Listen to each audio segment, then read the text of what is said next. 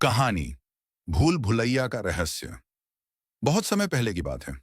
हिमगिरी राज्य में राजा वीर प्रताप राज्य करता था। वह निडर और न्यायप्रिय था, लेकिन एक रहस्य उसकी नींदें उड़ाए हुए था। राजमहल के पीछे एक प्राचीन भूल भुलैया थी, जिसे नरक द्वार कहा जाता था। कहा जाता था कि जो उसमें गया वो कभी लौट कर नहीं आया। एक दिन एक बूढ़ा साधु दरबार में आया और बोला, राजन, उस भूल भुलैया में छुपा है एक रहस्यमय रत्न, काल चक्र। जो उसे पाएगा वह समय को रोक सकता है, लेकिन केवल सच्चा और बुद्धिमान व्यक्ति ही उसे पा सकता है। राजा वीर प्रताप ने यह चुनौती स्वीकार की। अगली सुबह वह अकेले भूल भुलैया में प्रवेश कर गया। भीतर अंधेरा था, दीवारें हिलती थीं और हर मोड़ पर पहेलियां थीं।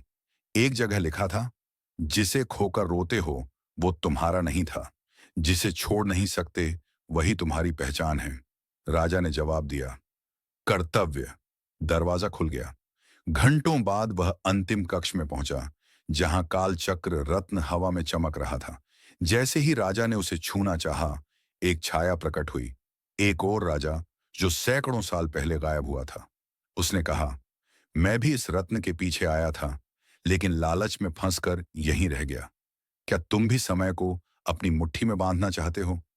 राजा वीर प्रताप मुस्कुराया और बोला, जो राजा समय पर राज करता है उसे समय पर नियंत्रण की जरूरत नहीं। छाया मुक्त हो गई।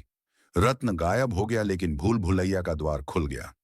राजा बाहर निकला, विजयी, शांत और भी महान। सीख, असली शक्ति समय को नहीं, बल्कि अपने आप को समझने में है।